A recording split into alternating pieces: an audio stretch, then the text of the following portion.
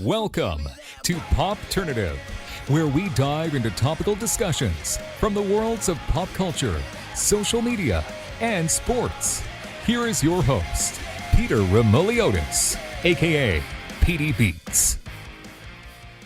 PD Beats here from Popternative, speaking to Maria Bamford about the Just For Laughs Festival, Just For Laughs Montreal, going from July 13th through July 31st. Her performance will be at Club Soda July 27th. Thank you so much for your time. Welcome to the show. Thank you so much for having me. Delighted to be coming back to Montreal. Yeah, absolutely. And you know what? 40 years of Just For Laughs, which is amazing. Does it feel really cool as well that you're, going to be part of the 40-year anniversary of this amazing prestige festival? And it's been a while, right? It was because of the pandemic. They haven't been in a live audience. What's that like for you? Oh, it's delightful. It makes everything, all the material, it makes all of it come alive. And yeah, I've been so grateful that we're back to relative normality. And so, yeah, it's just been great. Yeah, absolutely. Your performance is going to be on July 27th at Club Soda. People can find out information and tickets at hahaha.com for more information. For you specifically, stand-up comedy, I mean, I'm just curious because there's a lot happening in stand-up comedy. There's a lot of avenues and areas and spaces where stand-up comedies could, show their content and everything. I feel like performing live in front of people, there's nothing that could beat that rush. What do you think about that, knowing that we're always in a digital space? Yeah, of course. Yeah, I mean, I think live shows will always be around just because it's unpredictable. You don't know who's going to be there in the audience, and that the audience has an energy of its own. So at least I think it will always be a part of the world because it's a wonderful feeling. I think for people who are there, I love to see live shows, and for the comedian themselves, I did a lot of Zoom shows during the quarantine, and those were great. Those were really great. Sometimes you could get really huge audiences because it was a worldwide thing. I think I got 2,000 people on a show once, and I was like, oh my gosh, it's the biggest show I've ever done. And so there were some good things about that, but it's been wonderful. Yeah, it's great to be out. From the stand-up comedy perspective, because I do want to also talk about your voiceover work because it's so amazing. You've done so many amazing things there. But specifically with stand-up comedy, Maria, I feel like I'm just in general, not having to do maybe with your stand-up, but for you specifically in that kind of realm of stand-up comedy, did you always notice these serious undertones with comedy? Because everyone laughs and it's upbeat, but sometimes there's a lot of important issues that got brought up in stand-up and everything. Was that always there, do you think, the serious undertones when you were kind of becoming a stand-up comic? Oh yeah, I think it's always been there. I think that's always been a part of the human experience, is to talk about serious issues and then find some lighter side to it. I don't think that's new. Mm-hmm.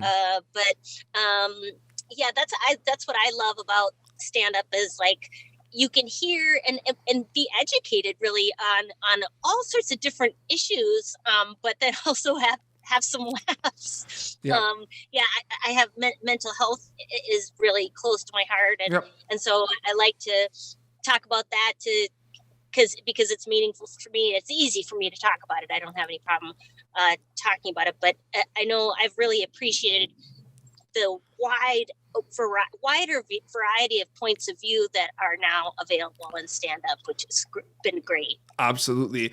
What are some...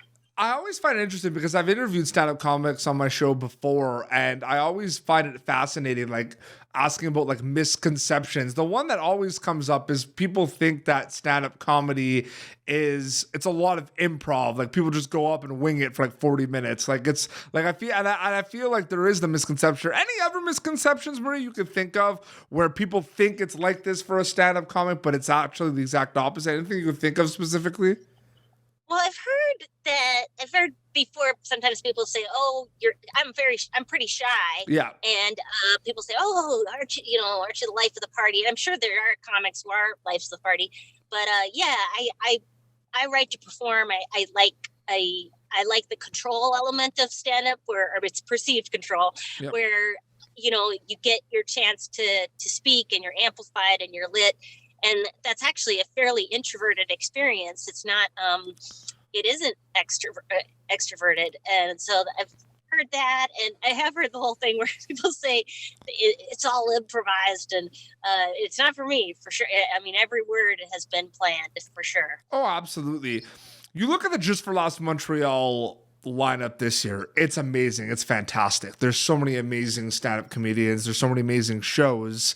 I'm curious because there's the landscape of stand-up comedy is huge right now. There's so many amazing comics from all around the world and everything. Although that can kind of be the same discussion with streaming services, where there's so much streaming services, there's so much competition.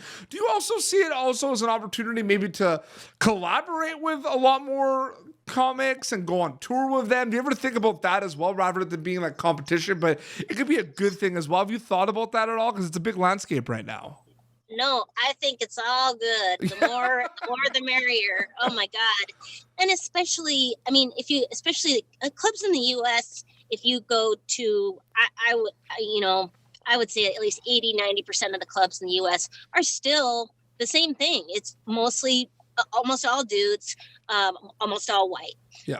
So the fact that there are new markets, festivals, that all these different platforms have come up where you can really empower yourself to be your own gatekeeper and say, I have an audience. I know people want to see me. Is just so beautiful, and I'm really excited about that. That's just really wonderful. Absolutely. You've done a lot of amazing work in the voiceover landscape, the voiceover world. When did you realize that you were going to wear many hats and do a lot of things, and not just not just be a stand-up comedian, not be just an actor, a voice actor? Did you always know it was going to be everything, or did it kind of just happen specifically? I think I will do anything if somebody offers me money, and it seems there's certain jobs I haven't been asked to do, but so it hasn't been for lack of it's just been a lack of opportunity that I haven't done them. But I've been taught to say yes to earning, and in terms of when I was in my 20s and trying to make a living, I'll clean houses, I'll do what, wipe your dog down. I'll do whatever it is to make sure I can pay the bills and take care of myself. And I definitely feel that same way with show business. I feel like, I would, I'm delighted anyone will ask me to do anything. Is there anything specifically you enjoy about voice acting? I mean, that's such a huge landscape. I mean, cartoons and animation is just so big. You've worked on some amazing shows. What can you tell me about that world that you work in? Well, I think some people, this has been addressed many times by much more, very famous people, but a voiceover there is nothing wrong with it. It is, you don't have to wear anything special, super creative. You can, a lot of times they let you improvise. It's in a air-conditioned studio. It usually, the longest records I think I've ever done have been maybe 4 hours. Yeah. But usually it's more like 1 hour, and it pays, if it's union, it pays very well. So there is no downside to voiceover. It is an incredible, delightful job. Oh, absolutely. No, for sure. And it's amazing. And, it's so cool to kind of see, a lot of stand-up comedians do voice acting and do like acting as well. Like, it's really cool to see that crossover as well. But Maria, thank you so much for coming on Popternative to chat about Just for Laughs Montreal. It was really great chatting with you.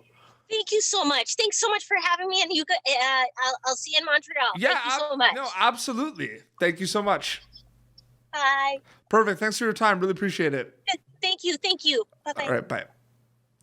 Well, this has been Popternative, youtube.com/Popturn for previous episodes. Marie Bamford's show is going to be July 27th at Club Soda for For Laughs Montréal. All the info at hahaha.com as well for tickets and more information. Until next time, this is Marie Bamford and PD Beats signing off. Thank you for tuning in to Popternative.